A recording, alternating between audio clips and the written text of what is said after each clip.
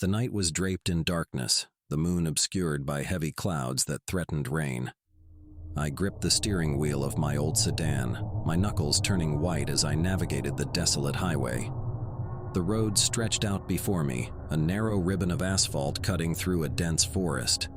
It had been a long day and I just wanted to get home, but the decision to take this remote shortcut would become a choice I'd come to regret.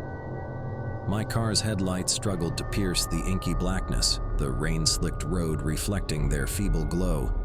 The windshield wipers worked overtime, but they seemed to do little more than smear the rain across the glass. The world beyond the car was a blur of shadows and shifting shapes, and the rhythmic thump of the rain on the roof was hypnotic. My eyelids grew heavy, and I fought to stay awake. I had been driving for hours, and exhaustion was beginning to take its toll. The hum of the engine, the patter of rain, it all melded into a soothing lullaby. I knew I should pull over and rest, but the thought of abandoning the warmth of my car for the cold, wet night was less than appealing. As I rounded a bend in the road, a sudden, blinding flash of lightning illuminated the forest around me. For a brief moment, the world was cast in stark relief, and I saw something that made my heart skip a beat. There, at the edge of the road, stood a figure. It was a woman, her drenched clothes clinging to her body. Her hair hung in wet tangles around her face, and she stared at me with vacant eyes. I swerved to avoid hitting her, my heart pounding in my chest. The car skidded on the wet pavement, and I narrowly avoided careening off the road and into the trees. My breathing was ragged as I regained control of the car. I glanced in the rearview mirror, but the woman had vanished. Panic surged through me. Had I just seen a ghost? I tried to dismiss the idea as exhaustion playing tricks on my mind, but the encounter had left me rattled. I turned up the radio, hoping that some music would distract me from my fear. But as I scanned the stations, I was met with nothing but static. The forest closed in around me, the trees looming like silent sentinels. The rain fell harder now, a steady downpour that seemed to drown out all other sound. I felt a growing sense of unease, a feeling that I was not alone on this desolate road. I glanced at the clock on the dashboard. It was well past midnight, and there was no sign of civilization in sight. My cell phone had no signal, and I began to worry that I had taken a wrong turn and was now hopelessly lost.